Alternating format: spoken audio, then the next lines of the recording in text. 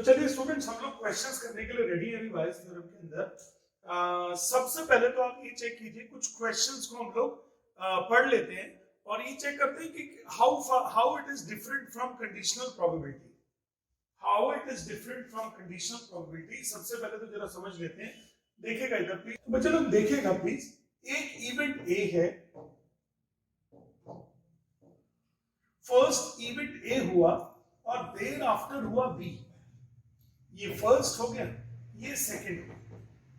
तो बच्चों लोग, probability of the occurrence of B when it is known that A has already occurred, probability for the occurrence of B when it is known that A has already occurred, ऐसे condition को बोलेंगे, इस probability को बोलेंगे conditional probability. लेकिन अगर ये question हो कि B हो चुका है, B हो चुका है, तो बताइए A उससे पहले हो चुका होगा।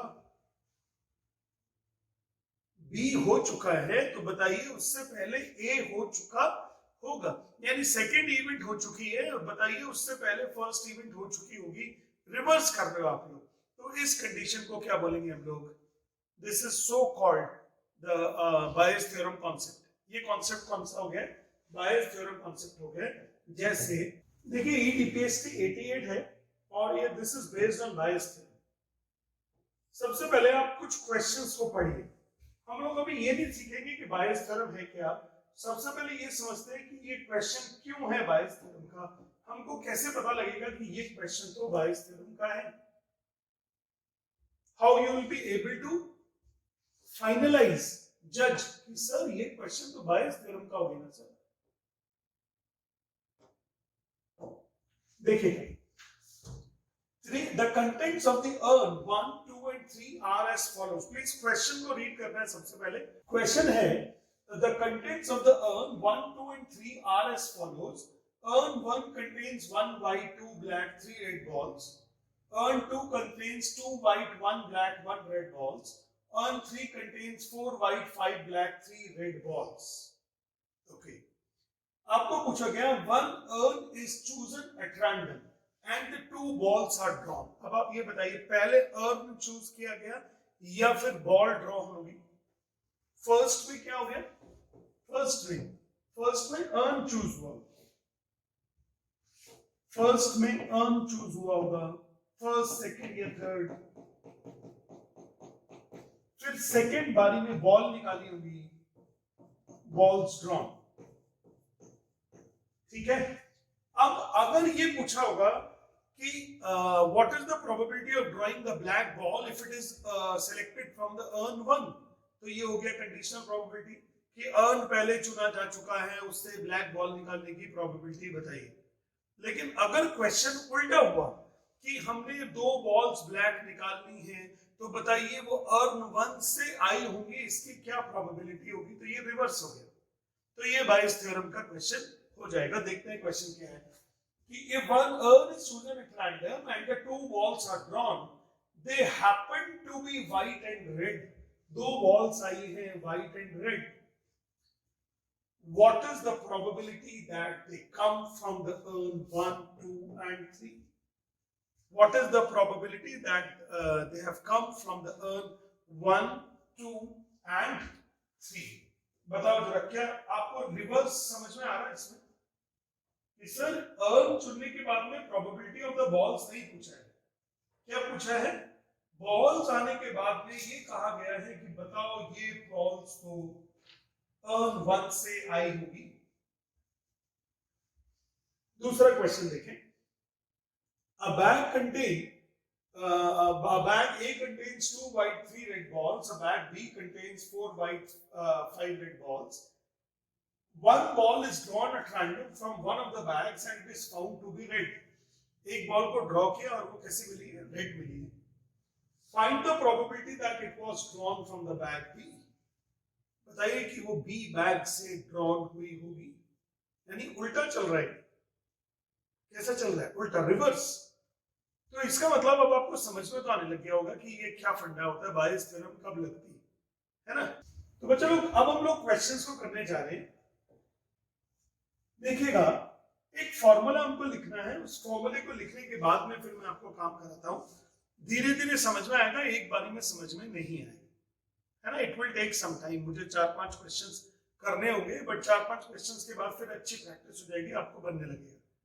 थोड़ा सा डिफरेंट कॉन्सेप्ट है, सब लोग को अच्छे से सीखना है। देखिए इसमें क्या होता है, जनरली 2 या 3 इवेंट्स होती है। E1 होती है, E2 होती है, E3 होती है, E4 होती है, और फिर इवेंट होती है A। पहले ये होती है, फिर ये होती है। क्वेश्चन ये कहा जाता है, find the probability of A. Already हो चुकी है इवेंट, आपको बताना है कि ये इससे हुई है, E1 से हुई है। If the event A has occurred, find the probability that this event has been occurred after E1.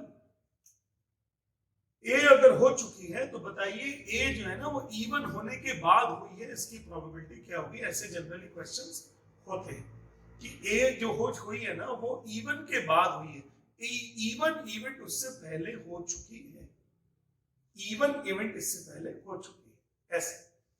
अब इसका फॉर्मूला क्या होता है, फॉर्मूला देखिएगा।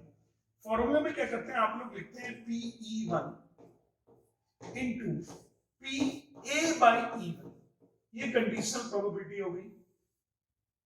फिर यहां लिखते हैं PE1 into PA by E1 plus PE2 into PA by E2 and so on. मतलब अगर मैं आपको करेक्ट फॉर्मूला लिख के दूं तो फॉर्मूला ऐसे होता है, PE1 oblique A, PE1 oblique A is equal to, यहां पे आएगा PE1 into PA by E1 divided by PE1 into PA by E1 plus PE2 into PA by E2 plus PE3 into PA by E3। जितनी बार भी event हुई होगी, जैसे मैंने जो स्लाइड था हमारा उसमें 4 इवेंट्स ले ली थी, तो यहाँ पे भी 4 बार होना चाहिए था डिनोमिनेटर में, ठीक है। ओके चलो अब हम लोग लेते हैं क्वेश्चन नंबर 1। क्वेश्चन नंबर 1, सब लोग कॉन्सेंट्रेट कीजिएगा और देखिएगा सब क्या समझा रहे हैं। फर्स्ट क्वेश्चन है ना, थोड़ा नया नया सा तो रहेगा ही रहेगा, नया टॉपिक है, नया तो रहेगा ही। देखिए 3 अर्न है, तो अर्न 1, इसको कुछ लोग उर्न भी बोलते हैं, उर्न 1 white, 2 black and 3 red। फिर अर्न 2, तो ये हो गया 2 white, 1 black and 1 red। फिर अर्न 3, और अर्न 3 हो गया 4 white, 5 black and 3 red, ठीक है। इवन मान लेता हूं, even with the chance that earn 1 is selected। तो ये मुझे बताओ PE1 की वैल्यू क्या 1/3 होगी? PE1 की वैल्यू कितनी हो जाएगी? 1/3। फिर E2 be the chance that earn 2 be selected। तो स्टूडेंट्स PE2 की वैल्यू कितनी होगी? 1/3। और ऐसे E3 earn 3 is selected, तो PE3 की वैल्यू कितनी होगी? 1/3। तो अब आपको E1, E2, E3 तो क्लियर है। E1 क्या होता है, E2 क्या होता है, E3 क्या होता है। these things are very clear to you, right? E1, E2 and E3, ठीक है। फिर स्टूडेंट्स अब क्वेश्चन में पढ़ लेते हैं, उसके बाद क्या है, one urn is chosen at random हो गया sir, two balls are drawn, उसके बाद दो बॉल्स ड्रॉ करनी है व्हाइट एंड रेड। तो अब हम लोगों ने ए ले लिया, A let white and red balls are drawn. White and red balls are drawn. Two balls are drawn होगा. White and red two balls are drawn. हम लोग दो balls को draw करना चाह रहे हैं. We want to draw two balls. ठीक है ना? We want to draw two balls. तो अगर दो balls draw करना है ना, तो आप सुनिएगा ध्यान से. P A oblique even क्या हो गया? P A oblique even मतलब even अर्न से, फर्स्ट अर्न से रेड और व्हाइट बॉल निकालने की प्रोबेबिलिटी पूछ रहे हैं इस बार। तो क्या होगा, P A oblique even, earn one में 3 और 2 5 और एक 6 बॉल से टोटल 6C2, फिर एक चाहिए व्हाइट एक चाहिए रेड, तो व्हाइट होगी 1 और रेड होगी 3, तो 1C1 into 3C1। बोलो आया समझ में कि नहीं है? P A oblique even यानी रेड और व्हाइट बॉल चुननी है इवन फर्स्ट वाले अर्न से। फिर P A oblique E2 का मतलब क्या हो गया? P A oblique E2 मतलब कि आपको सेकेंड अर्न से रेड और व्हाइट बॉल चुननी है। तो सेकेंड अर्न में 2 और एक 3 और एक 4, तो इसका मतलब डिनोमिनेटर तो हो गया 4C2, फिर न्यूमरेटर में 2 व्हाइट 1 रेड, तो 2C1 into 1C1।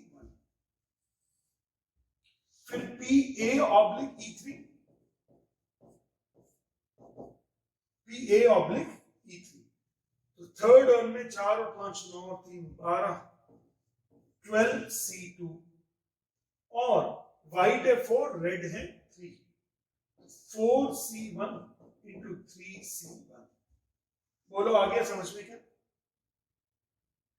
अब हमने क्वेश्चन में पूछा भैया निकालना क्या है यार, ये तो बता दो। तो उन्होंने बोला they happen to be white and red, what is the probability that they have been drawn from the urn one। हम फर्स्ट क्वेश्चन कर रहे हैं अर्न वन से, यानी आप बताइए कि अगर वो अर्न वन से आई हो तो उसकी क्या प्रोबेबिलिटी है। तो इसका मतलब आपको क्वेश्चन में पूछा है P E1 by A, ये पहला क्वेश्चन है। फिर second P E2 by A भी पूछा है कि सेकंड अर्न से आई है, P E3 by A भी पूछा है, ठीक है। तो अगर हम लोग सबसे पहले P E1 by A का फॉर्मूला बना लेते हैं, क्या फॉर्मूला होता है, फॉर्मूला बार बार लिख के देखिएगा तो अलग होगा। P A by E1 और डिनोमिनेटर में तीनों का एडिशन हो जाएगा, किसका, P E1 into P A oblique E1, फिर P E2 into P A oblique E2 और P E3 into P A oblique E3। समझ में आया कि नहीं आया? ये बेस थ्योरम का क्वेश्चन मतलब फॉर्मूला है बायस थ्योरम का, और कंडीशनल प्रोबेबिलिटी का लगभग रिवर्स हो रहा है, कन्वर्स टाइप का कुछ हो रहा है, राइट। अब चलिए इनकी सबके वैल्यूज डाल रहा हूं, देखिएगा सब लोग। ये P E1 की वैल्यू तो हर जगह पे 1/3 थी, और P A by E1 की वैल्यू, A by E1 की वैल्यू 1/1 into 3 हो गया, और डिवाइडेड बाय 6C2 की वैल्यू कितनी होती है, 6 5 30/15 हो गया, whole divided by 1/3 into 3/15 plus 1/3 into plus 1/3 into, okay. फिर अब ये तो हो गया न्यूमरेटर में 2, 4C2 की वैल्यू 6 हो गया, तो ये हो गया 2/6, फिर ये ऊपर तो हो गया 12 और नीचे 12 into 66 हो गया। एक बार आप लोग चेक करना, 66 हो गया।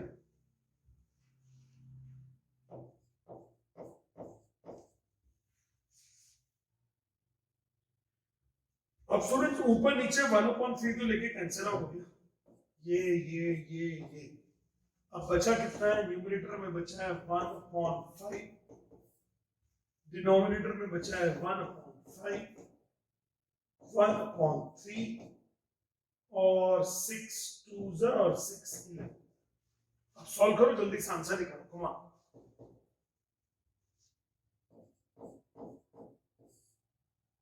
5 3 11 का एलसीएम हो जाएगा 5 × 3 × 11 15 × क्या 165 और 11 3 33 यहाँ आ जाएगा और 11 5 55 यहाँ आ जाएगा और 15 × 30 यहाँ तो ये हो जाएगा 165/5 अपॉन 30 55 85 85 और 30 105 180 5 से 5 3 5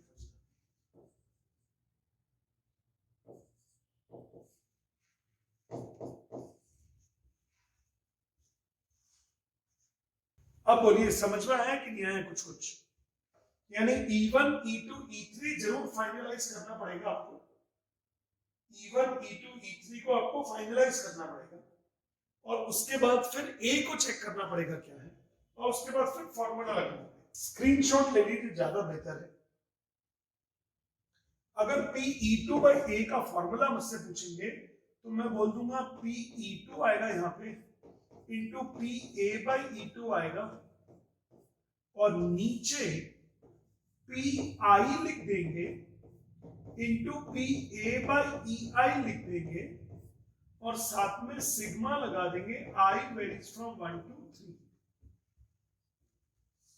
ये डिनोमिनेटर इतना बड़ा सा ना लिखना पड़े इसलिए थोड़ा छोटा लिख दिया, PEI इंटू PA/EI और समेशन 1 से 3 तक।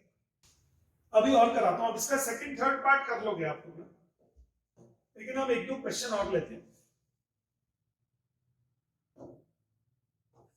क्वेश्चन नंबर 2, इसके सारे क्वेश्चन करने हैं क्योंकि इसी से तो आना है एग्जाम में, क्वेश्चन आना ही इसी से ही है भाई, बेस थ्योरम का ही तो आएगा बड़ा क्वेश्चन, इसलिए छोड़ना नहीं है इसको।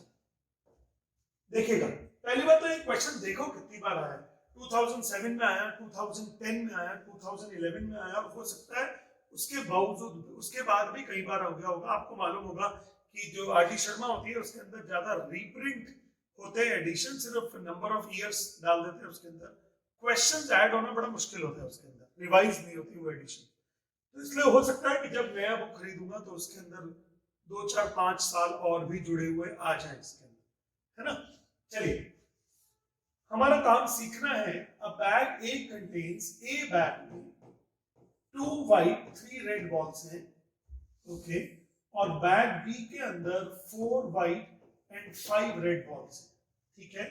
1 ball is drawn at random from one of the bags, okay. तो सबसे पहले E1 मान लेते हैं, बैग A is selected, अच्छा E2 मान लेते हैं, बैग B is selected। अब A मानना पड़ेगा, A देखो क्या है कि one ball is drawn at random from one of the bag, it is found to be red, तो one red ball is drawn, one red ball is drawn। अच्छा बता दीजिए क्या PE1 is equal to 1/2 is equal to PE2 होगा?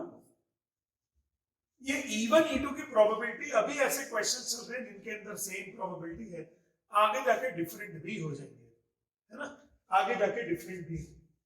अच्छा अब आपको पूछा क्या है, what is the probability that it was drawn from the bag B, तो बैग बी मतलब E2 है, तो क्या आपको E2 बाय A पूछा है?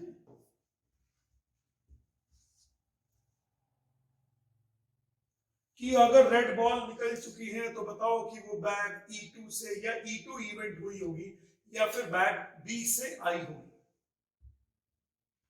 अब क्या करेंगे, अब न्यूमरेटर में होगा PE2 इंटू PA/E2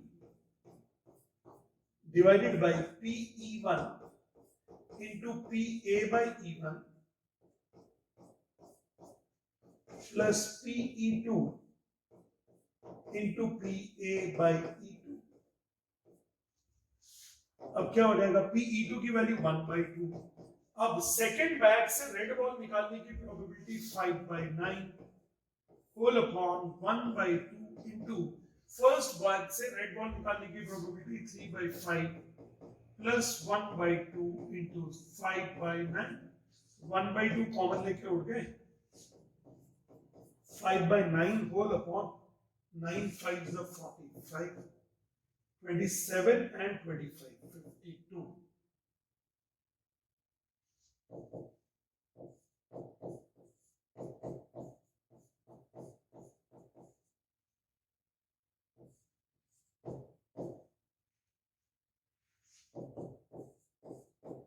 चेक करो आंसर, 25/52.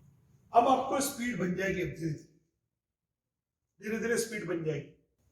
तो चलो first question, second question, third question, fourth question तक एक जैसे. अब ये आ गया क्वेश्चन नंबर 5.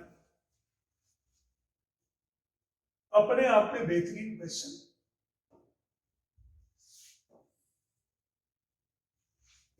इस वाले क्वेश्चन को देख के ऐसा लगेगा जैसे हम कोरोना के क्वेश्चंस कर रहे हैं.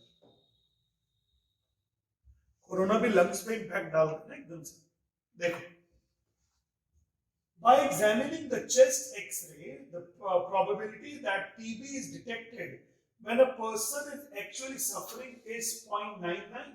The probability that the doctor diagnoses incorrectly that the person has a TB on the basis of x-ray is 0.001. In a certain city, 1 in 1,000 persons suffers from TB. A person is selected at random, is diagnosed to have TB. What is the chance that he actually has the TB? मतलब कुछ समझ नहीं आता. पहली बात तो एक शहर ऐसा है जिसमें 1000 में से एक इंसान को टीबी होती है. 1000 में से एक. फिर एक इंसान जिसको टीबी है, उसके चेस्ट का एक्सरे कराया गया, तो डॉक्टर ने उसको देखकर बोला हाँ जी आपको टीबी है. इसके चांसेस 0.99 है. इसके चांसेस कितने हैं? 0.99. इसके चांसेस है 0.99. लेकिन उन्होंने बोला the probability that the doctor diagnoses incorrectly that the person has TB incorrectly on the basis of the x-ray is 0.001. यानी कि एक इंसान को उन्होंने बोला कि the doctor diagnoses incorrectly that the person has TB. X ray को देखकर उस इंसान को टीबी नहीं थी, फिर भी डॉक्टर ने बोल दिया नहीं तुमको टीबी है. इसके चांसेस 0.001 है प्रोबेबिलिटी. आपको पूछा है a person is selected at random is diagnosed to have TB. एक पर्सन को टीबी डायग्नोज्ड हुई है, बताइए कि उसको सचमुच में टीबी है क्या? मतलब बताइए कि उसको सचमुच में टीबी है. पहले तो ये चेक करो क्या समझ में आ रहा है कि नहीं. तो बच्चों लोग अब हम लोग ये करते हैं कि सबसे पहले ये चेक कर लेते हैं क्वेश्चन में क्या क्या लिखा हुआ है, और मैं इस क्वेश्चन को करना शुरू करता हूं. जब मेरा क्वेश्चन खत्म होगा तो क्वेश्चन ज्यादा समझ में आने लगेगा. Then you will be able to get the concept of the question.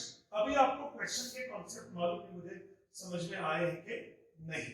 देखिए, मान लेता हूं इवन इवेंट है, द पर्सन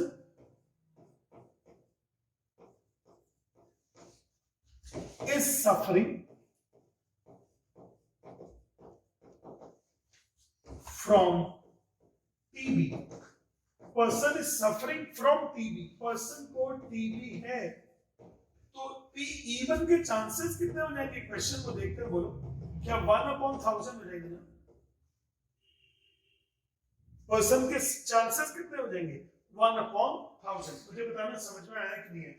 अच्छा, अब मैं मान लेता हूं PE2, the person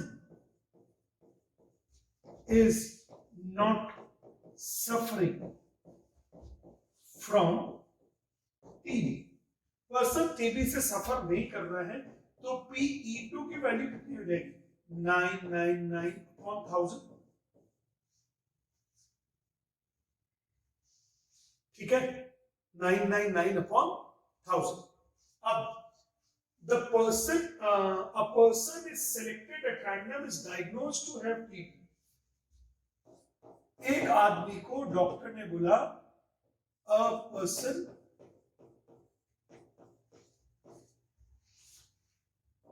selected and diagnosed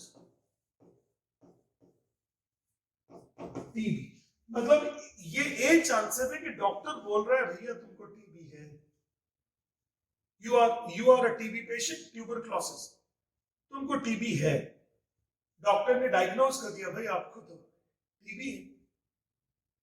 अच्छा ठीक है, अब PA/E1 क्या होगा और PA/E2 क्या होगा? PA/E1 मतलब डॉक्टर, आदमी सचमुच में सफर कर रहा है टीबी से और डॉक्टर बोल रहा है हाँ जी आपको टीबी है, इसके 0.99 चांसेस हैं। ये एक आदमी जिसको डॉक्टर ने चेस्ट का एक्सरे देखा और बोला देखो यार तुमको टीबी है, तो वो आदमी तो वाकई में सफरिंग कर ही रहा था, सही डायग्नोज हो गया, 0.99। अब ये क्या चक्कर है? ये इनकरेक्ट डायग्नोसिस जो ये लिखा हुआ ना, the probability that the doctor diagnoses incorrectly the person has a TB on the basis of X-ray is 0.001, यानी उस आदमी को टीबी है भी नहीं, लेकिन फिर भी डॉक्टर बोल रहा है चेस्ट एक्सरे देखकर नहीं भैया आपको तो टीबी है। डॉक्टर का डायग्नोसिस इनकरेक्ट है, डॉक्टर का डायग्नोसिस इनकरेक्ट है। दिमाग घूम गया होगा क्वेश्चन करके बेटा, 2-3-4 बार प्रैक्टिस करनी पड़ेगी तभी बनेंगे क्वेश्चन, नहीं तो नहीं बनेंगे। मुझे मालूम है ना कि कौन से क्वेश्चन आसानी से समझ में आते और कौन से क्वेश्चन आसानी से समझ में नहीं आते, है ना? I know well. और ये भी मुझे मालूम है कैसे समझ में आसानी से आएंगे, कैसे समझ में मुश्किल से भी नहीं आएंगे, मुझे हर एक चीज का ज्ञान है। चलिए क्या, अब चलो आपको पूछा क्या है, क्वेश्चन क्या पूछ रहे हैं कि a person selected at random is diagnosed to have TB, what is the chance that he actually has the TB? यानी कि आपको ये पूछा जा रहा है एक आदमी को टीबी है, डायग्नोज हो गई है, बताइए सचमुच में उसको टीबी है? यहां से आप कर लो, यहां से आप कर लोगे क्योंकि फॉर्मूला लगाने रहेंगे, यहां से तो आप कर ही लोगे। क्या लगाओगे formula? PE1 into PA/E1 whole upon PE1 into PA/E1 plus PE2 into PA/E2। PE1 की वैल्यू 1/1000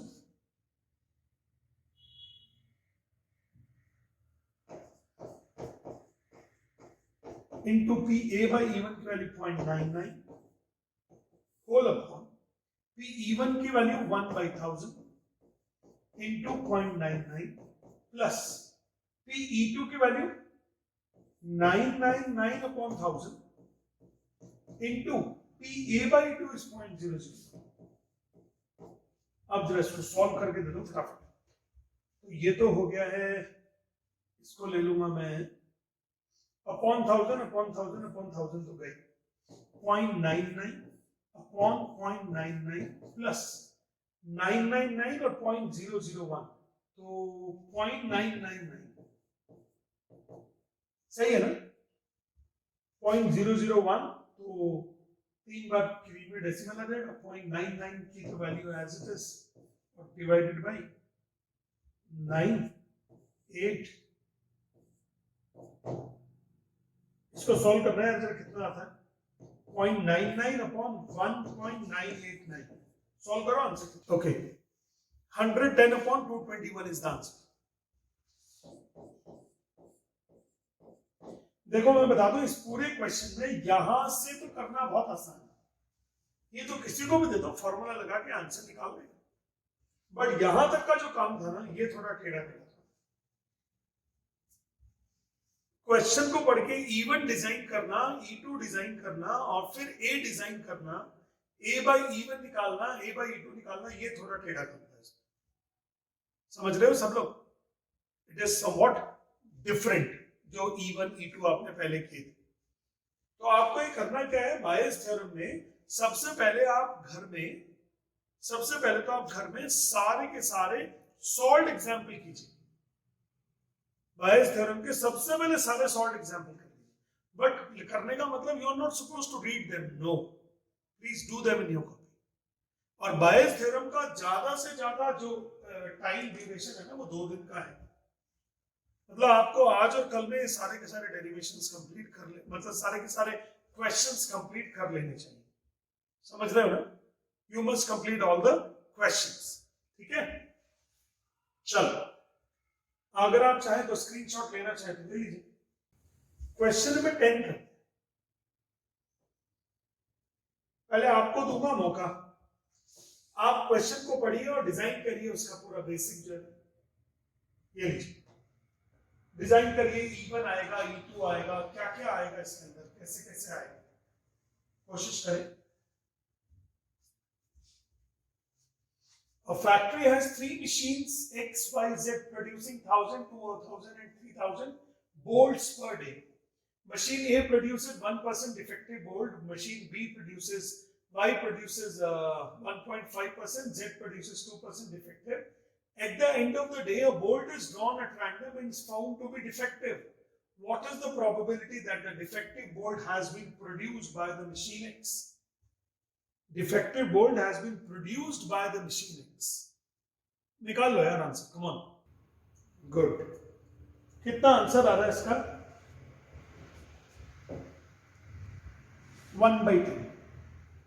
Its answer is 1/10. इसमें E1 मानना पड़ेगा कि मशीन X ने बनाया है, E2 मानना पड़ेगा मशीन Y ने बनाया है, E3 मानना पड़ेगा मशीन Z ने बनाया है, और PE1 की वैल्यू हो जाएगी 1000 अपॉन 6000। PE2 की वैल्यू हो जाएगी 2000 अपॉन 6000 और PE3 की वैल्यू हो जाएगी 3000 अपॉन 6000। अगर आपने PE1, PE2 और P3 की वैल्यू अगर आपने अपॉन में 6000 ना भी ली होगी तो भी आंसर आ गया होगा, लेकिन मार्क्स नहीं मिलेंगे उसमें। टीचर ढूंढते हैं E1 क्या माना आपने, E2 क्या माना, E3 क्या माना, A क्या माना, फिर फॉर्मूला और फिर आंसर, ऐसे देखते हैं। खैर, अच्छा PA बाई E1 कितना हो जाएगा? A क्या माना होगा? Defective bolt is selected, defective bolt is selected. अब PA बाई E1 कितना होगा? PA बाई E1 है 1%, PA बाई E2 कितना होगा? PA by E2 is 1.5%, PA by E3 कितना होगा? 2/100। अब तो सिर्फ फॉर्मूला रह गया ना सर, आपको निकालना क्या है? PE1 बाई A निकालना। क्या निकालना है? PE1 by A। मजा आया कि नहीं आया? PE1 by A। अब बोलो, अब आपके पास मौका है कि इस क्रिसमस ईव पर आप बायस थ्योरम के कम से कम 25, 30, 40 क्वेश्चन प्रैक्टिस कर लें और एग्जाम में मैक्सिमम मार्क का क्वेश्चन सही करने के लिए अपने मार्क्स को आप बिल्कुल फिक्स कर लें कि भैया ये तो मिल ही गए। अगर मैक्सिमम मार्क का क्वेश्चन 6 नंबर का आ रहा है तो आपके ये 6 नंबर तो फाइनल हो गए, मिल गए। 5 का आ रहा है तो ये फाइनल हो गई। तो चलिए बच्चों, आज की क्लास मैथमेटिक्स की खत्म हो रही है।